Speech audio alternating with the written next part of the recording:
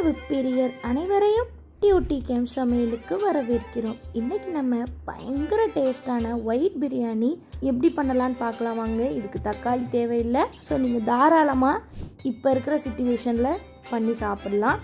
1 kilo mutton எடுத்துக்கோங்க. 2 table spoon அளவுக்கு இஞ்சி பூண்டு விழுது, கொஞ்சமாக உப்பு, ஒரு 10-15 பச்சை மிளகாவை மிக்ஸி ஜாரில் போட்டு நல்லா அரைச்சிட்டேன். அந்த ஜூஸை ஆட் பண்ணிடலாம். கொஞ்சமாக ஆட் பண்ணிக்கோங்க, பிரியாணிக்கு ஆட் பண்ணணும். அதுக்கப்புறமா நல்லா பீட் பண்ணி வச்சுருக்கிற தயிர் எல்லாம் கொஞ்சம் கொஞ்சம் ஆட் பண்ணிவிட்டு தண்ணி ஊற்றி விசில் விட்டுருங்க. கறி நல்லா வேகட்டும். இப்போ நம்ம பிரியாணி பண்ண ஆரம்பிச்சிடலாம். நான் 1.5 கிலோ பிரியாணி பண்ணுறேன். அதுக்கு 250 ml எண்ணெய் ஊற்றிக்கோங்க. 200 ml எண்ணெய், 50 ml நெய். எண்ணெய் நல்லா சூடானதுக்கப்புறமா ஹோல் ஸ்பைசஸ் எல்லாம் ஆட் பண்ணிக்கோங்க. அதுக்கப்புறமா பச்சை மிளகா, ஒரு 7 பச்சை மிளகா ஆட் பண்ணிக்கோங்க. அதுக்கப்புறமா கட் பண்ணி வச்சுருக்கிற 1 கிலோ வெங்காயம் நான் இன்றைக்கி ஆட் பண்ண போகிறேன்.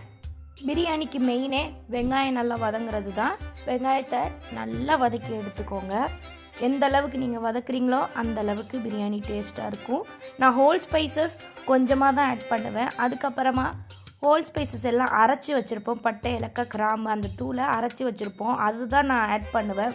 வெங்காயம் இந்த ஸ்டேஜுக்கு வதங்கிட்டு இருக்கும் போது 2 டீஸ்பூன் பட்டை, ஏலக்காய், கிராம்பு தூள் ஆட் பண்ணுங்கள். நல்ல மணமாக இருக்கும். நல்லா இந்த அளவுக்கு வெங்காயம் வதங்கி வரணும். அதுக்கப்புறமா இஞ்சி பூண்டு பேஸ்ட்டு நம்ம ஆட் பண்ணிடலாம். 1.5 கிலோனால 150 கிராம் இஞ்சி, 120 130 கிராம் பூண்டை அரைச்சி ஆட் பண்ணிக்கோங்க. அதுக்கப்புறமா மிச்சம் இருந்த அந்த பச்சை மிளகா பேஸ்ட்டை ஆட் பண்ணிடலாம். ஏற்கனவே கறியில் ஆட் பண்ணியிருக்கோம். பச்சை மிளகா தான் காரத்துக்கு. இப்போ இஞ்சி பூண்டோட பச்சை வாசனை நல்லா போகணும். நல்லா போனதுக்கப்புறமா மல்லி இலை, புதினா ஆட் பண்ணிக்கோங்க. 1.5 கிலோ செய்கிறனால 1.5 கட்டு மல்லி, 1 கட்டு புதினா ஆட் பண்ணி சின்ன சின்னதாக கட் பண்ணி ஆட் பண்ணிக்கோங்க. இங்கே பார்த்தீங்கன்னா கறி நல்லா வெந்துருச்சு. கறியிலேருந்தே தண்ணி ஒரு 250 ml கிட்ட இருக்கும். இப்போ நம்ம இந்த தண்ணியும் கறியும் ரெண்டையுமே மொத்தமாகவே ஆட் பண்ணிடலாம்.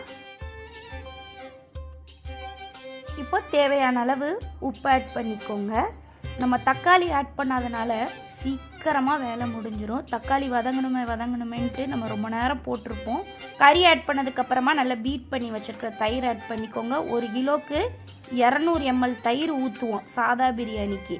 இது ஒயிட் பிரியாணினால் புளிப்புக்கு தயிர் டேஸ்ட்டு மட்டும்தான். அப்போ 1 கிலோவுக்கு 400 ml தயிர் ஊற்றணும். இப்போ 1.5 கிலோவுக்கு நான் 600 ml தயிர் ஊற்றிக்கிட்டேன். நல்ல கறியோட எசன்ஸ் இறங்கினதுக்கப்புறமா நம்ம தேங்காய் பால் ஆட் பண்ணிடலாம். வெறும் 1.5 கிலோ அரிசிக்கு ஒரே ஒரு தேங்காயில் பாதி தேங்காயிலேருந்து கட்டிப்பால் தண்ணிப்பால்னு எடுத்து வச்சுக்கோங்க. அது போக நம்ம தண்ணி ஆட் பண்ணுவோம். 1.5 கிலோ அரிசிக்கு 1.25 லிட்டர் தண்ணி வைக்கணும். ஏற்கனவே கறி வேக வச்சதில் 1/4 லிட்டர் தண்ணி இருந்துச்சு. அதனால் நான் 1.5 லிட்டர் தண்ணி தான் வச்சேன். கறி வெந்ததுக்கப்புறமா தண்ணி எந்த அளவுக்கு இருக்குன்னு பார்த்துட்டு நீங்கள் வைங்க. எனக்கு 1/4 லிட்டர் இருந்தனால நான் 1.5க்கு 1.5 லிட்டர் தண்ணி தான் வச்சேன். மீடியம் ஃப்ளேமில் அரிசியை நல்லா வேக வச்சுக்கோங்க. இந்த அளவுக்கு அரிசியும் தண்ணியும் ஒரே லெவலுக்கு வந்ததுக்கப்புறமா நீங்கள் தம் போட்டுடலாம். தம் 20 25 நிமிஷம் போடுங்க. கீழே தோசைக்கல், மேலே ஒரு வெயிட்டை வச்சு 20 25 நிமிஷம் தம் போடுங்க. தம் போடும் போது ஃப்ளேம் சிம்லே தான் இருக்கணும். இப்படி அரிசி எல்லாம் மேலே எலும்பிட்டினாலே ரொம்ப சூப்பராக ரெடி ஆயிடுச்சுன்னு அர்த்தம். தண்ணி எதுவுமே இல்லாமல் அவ்வளோ உதிரியாக நீளமாக அரிசி இருக்கும் பாருங்கள்.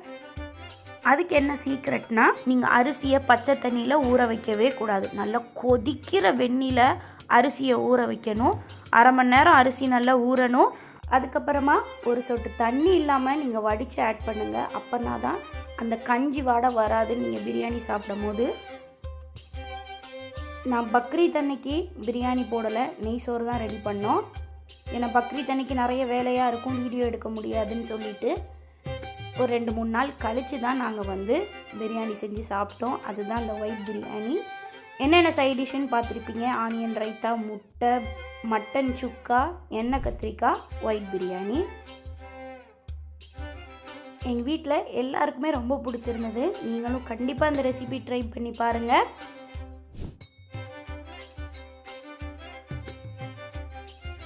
உங்களுக்கு இந்த வீடியோ பிடிச்சிருக்குன்னு நினைக்கிறேன். உங்களுக்கு இந்த வீடியோ பிடிச்சிருந்ததுன்னா மறக்காமல் டியூட்டி கேம் சமையலை சப்ஸ்கிரைப் பண்ணுங்கள்.